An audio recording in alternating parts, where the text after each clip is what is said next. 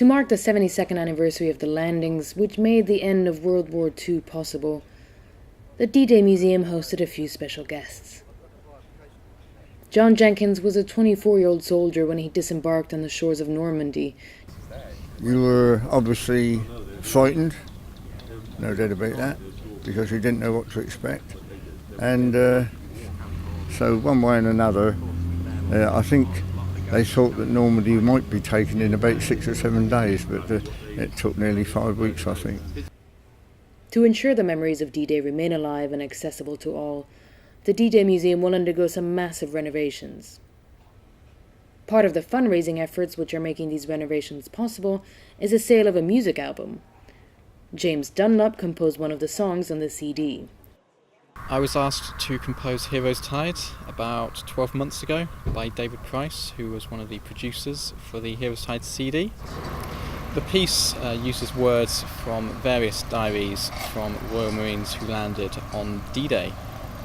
It tells the story of the soldiers who board the boats here in England, and then their journey across the English Channel, and then the piece finishes as they land on the beaches. Cars from the 40s and 50s, memorabilia and reenactors were on hand to bring back the atmosphere of the time.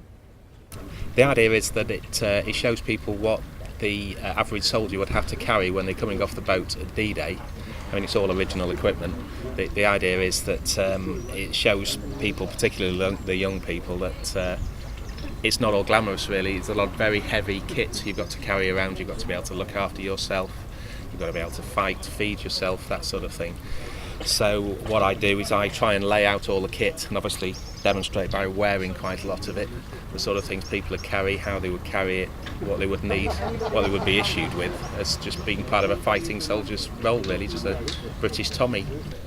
I've always had a real interest in this because my grandfather fought in North Africa.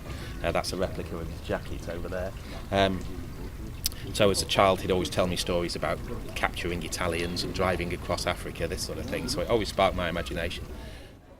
The CD is available to buy from the gift shop, and the renovations of the museum are due to start in November. The D-Day Museum will remain closed for about a year. This is Stephanie Bosset for That's Solent.